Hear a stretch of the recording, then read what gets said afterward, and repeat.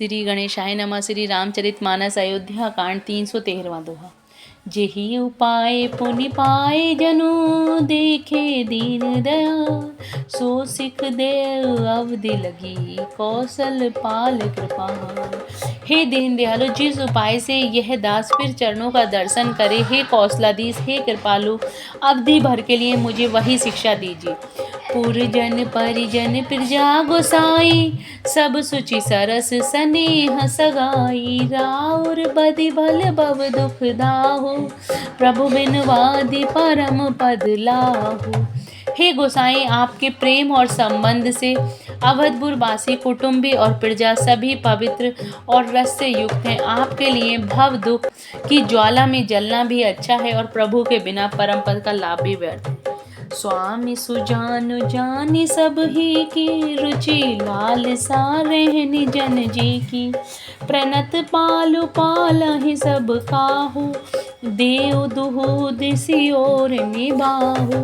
हे स्वामी, आप सुजान हैं सभी के हृदय की और मुझ सेवक के मन की रुचि, लालसा और रहनी जानकर, हे प्रणत पाल, आप सब किसी का पालन करेंगे और हे देव दोनों तरफ को और अंत तक निभाएंगे। असमोहि सब विधि भूरि भरोसो, किए विचार न सोचु खरोसो। आरती मोर नाथ कर छोहु, दुहि मिल कीन ठुठी हटि मोहु। मुझे सब प्रकार से ऐसा बहुत बड़ा भरोसा है, विचार करने पर तिनके के बराबर भी सोच नहीं रह जाता। मेरी दीनता और स्वामी का स्नेह दोनों ने मिलकर मुझे जबरदस्ती ठीठ बना दिया है। यह बड़ दोष दूरी करि स्वामी, तजि सकोच सिखहि अनुगामी। भरत विनय सुनि सब ही प्रशंसी, खीर नीर विवरण गति हंसी। हे स्वामी, इस बड़े दोष को दूर करके संकोच त्याग कर मुझ सेवक को शिक्षा दीजिए। दूध और जल को अलग अलग करने में हंसनी की सी गति वाली भरत जी की विनती सुनकर उसकी सभी ने प्रशंसा की। 314वां दोहा। दीन बंधु सुनि बंधु के, बचन दीन छलहीन। देश काल अवसर सरिस, बोले राम प्रवीण। दीन बंधु और परम चतुर श्री राम जी भाई भरत जी के दीन और छल रहित वचन सुनकर देश काल और अवसर के अनुकूल वचन बोले। तात तुम्हारी मोरी परिजन की, चिंता गुरहि नृपहि घर वन की।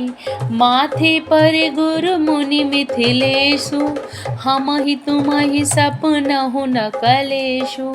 हे तात, तुम्हारी मेरी परिवार की, घर की और वन की सारी चिंता गुरु वशिष्ठ जी महाराज जनक जी को है। हमारे सिर पर जब गुरु जी मुनि विश्वामित्र जी और मिथिलापति जनक जी हैं, तब हमें और तुम्हें स्वप्न में भी कलेश नहीं है। मोर तुम्हारे परम पुरुषारथु, स्वार्थ सुजस धर्म परमारथु। पितु आयसु पालहि दो भाई, लोक वेद भल भूप भलाई। मेरा और तुम्हारा तो परम पुरुषार्थ, स्वार्थ, सुयश, धर्म और परमार्थ इसी में है कि हम दोनों भाई पिताजी की आज्ञा का पालन करें। राजा की भलाई से ही लोक और वेद दोनों में भला है।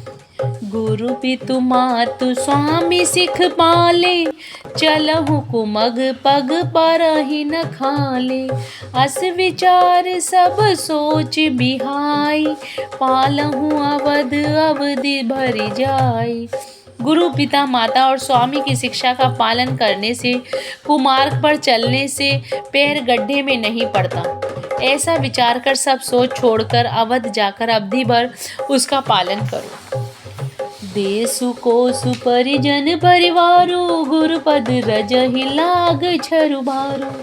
तुम मुनि मातु सचिव सुख मानी, पालहु पुमहि प्रजा रजधानी। देश खजाना कुटुंब परिवार आदि सबकी जिम्मेदारी तो गुरु जी की चरण रज पर है। तुम तो मुनि वशिष्ठ जी, माताओं और मंत्रियों की शिक्षा मानकर तदनुसार पृथ्वी, प्रजा और राजधानी का पालन भर करते रहना। 315वां दोहा। मुखिया मुख सो चाहिए, खान पान कहुए। पालहि पोसहि सकल अंग, तुलसी सहित विवेक। तुलसीदास जी कहते हैं, श्री रामचंद्र जी ने कहा, मुखिया मुख के समान होना चाहिए, जो खाने पीने को तो एक है परंतु विवेक पूर्वक सब अंगों का पालन पोषण करता है। राज धर्म सर्वसु इतनोई, जिमि मन माह मनोरथ गोई। बंधु प्रबोधु कीन बहु भांति, बिना आधार मन तो सुन साथी। राज धर्म का सर्वस्व भी इतना ही है जैसे मन के भीतर मनोरथ छिपा रहता है। श्री रघुनाथ जी ने भाई भरत को बहुत प्रकार से समझाया, परंतु कोई अवलंबन पाए बिना उनके मन में न संतोष हुआ न शांति। भरत शील गुरु सचिव समाजु, सकुच स्नेह विवश रघुराजु। प्रभु करी कृपा पावरी दीनी, सादर भरत शीस धरि लीनी। इधर तो भरत जी का शील और उधर गुरुजनों, मंत्रियों और समाज की उपस्थिति। यह देखकर श्री रघुनाथ जी संकोच तथा स्नेह के विशेष वशीभूत हो गए, अर्थात भरत जी के प्रेमवश उन्हें पावरी देना चाहते हैं, किंतु साथ ही गुरु आदि का संकोच भी होता है। आखिर भरत जी के प्रेमवश प्रभु श्री रामचंद्र जी ने कृपा कर खड़ाऊ दे दी और भरत जी ने उन्हें आदर पूर्वक सिर पर धारण कर लिया। चरण पीठ करुणा निधान के, जनु जुग जामिक प्रजा प्राण के। संपुट भरत स्नेह रतन के, आखर जुग जनु जीव जतन के। करुणा निधान श्री रामचंद्र जी के दोनों खड़ाओं प्रजा के प्राणों की रक्षा के लिए मानो दो पहरेदार हैं। भरत जी के प्रेम रूपी रत्न के लिए मानो डिब्बा है और जीव के साधन के लिए मानो राम नाम के दो अक्षर हैं। कुल कपाट कर कुशल करम के, विमल नयन सेवा सुधरम के। भरत मुदित अवलंबन लहते, अस सुख जस सिय राम रहे थे। रघुकुल के लिए तो दो किवाड़ हैं, कुशल कर्म करने के लिए दो हाथ की भांति हैं और सेवा रूपी श्रेष्ठ धर्म के सुझाने के लिए निर्मल नेत्र हैं। भरत जी इस अवलंब के मिल जाने से परम आनंदित हैं। उन्हें ऐसा ही सुख हुआ जैसे श्री सीताराम जी के रहने से होता है। 316वां दोहा। मांगहु विदा प्रणाम करी, राम लिए उर लाए। लोग चाटे अमरपति, कुटिल को अवसर पाए। भरत जी ने प्रणाम करके विदा मांगी, तब श्री रामचंद्र जी ने उन्हें हृदय से लगा लिया। इधर कुटिल इंद्र ने बुरा मौका पाकर लोगों का उच्चाटन कर दिया। सो कुचाली सब कह भैनी की, अवधि आस सम जीवन जी की। नतरु लखन सिय राम वियोगा, हे हरि मरत सब लोग कुरोगा। वह कुचाल भी सबके लिए हितकर हो गई।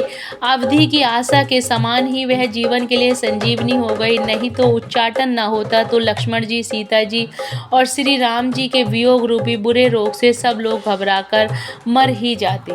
राम कृपा अवरेव सुधारी, विबुध धारी भई गुनद गुहारी।